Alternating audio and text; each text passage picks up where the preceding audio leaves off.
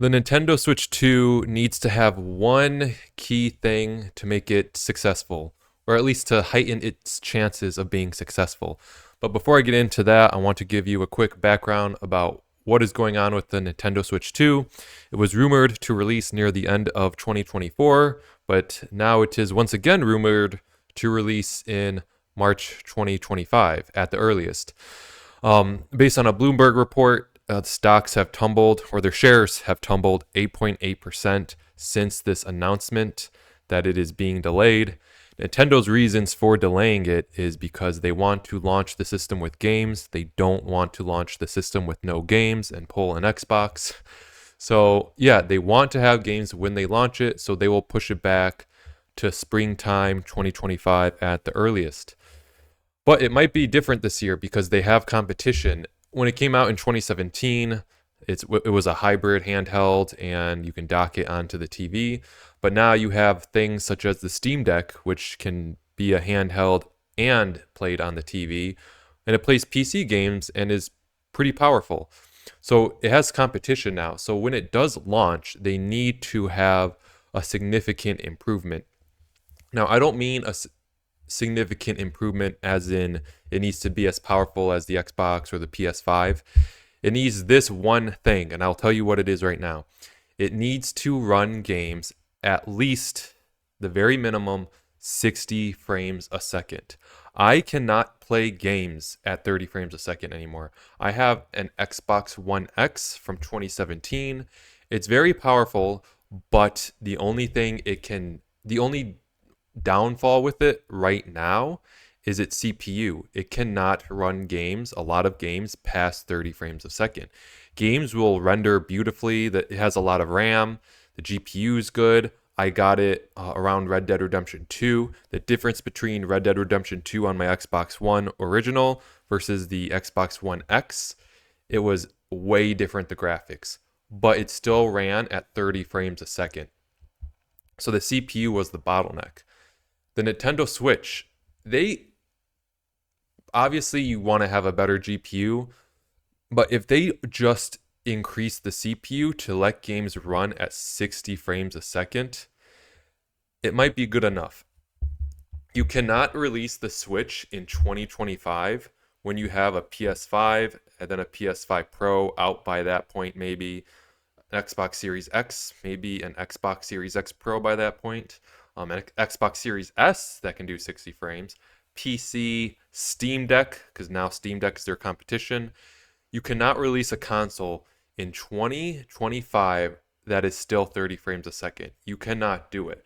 If they do decide to do that, the only thing they have to rely on are their independent, their first party games, and those usually will be 60 frames a second, but they look cartoony still.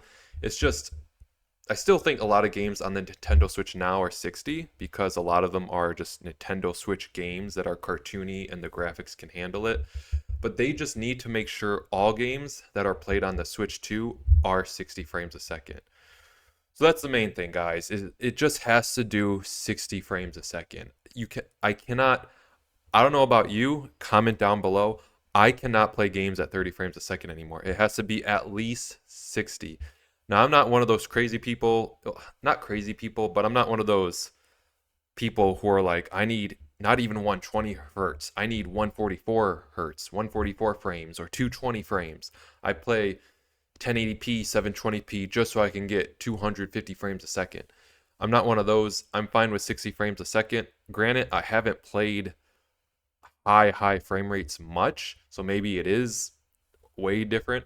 But for me, at least 60 frames a second is good enough. If Nintendo can make the Nintendo Switch 2 at least 60 frames a second, that will be good enough. But it does have competition now. Like I said, the Steam Deck, and there's one other handheld console that can be docked to a TV.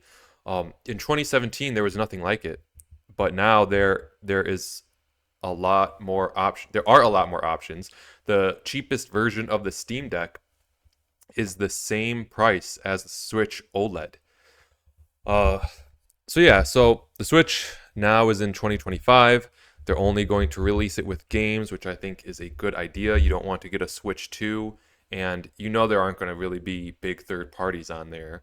And you're just going to play Switch games on the Switch 2. There might not be, Nintendo knows there might not be an upgrade. So basically, there would be no point of getting a Switch 2. Old Switch games might not have an upgrade for the Switch 2. Third party games might not be on the Switch 2 yet. And then there are no new games coming out that are made for the Switch 2. They won't be out. So I think it was a good idea to delay it, but they need to really deliver on something because they have competition now.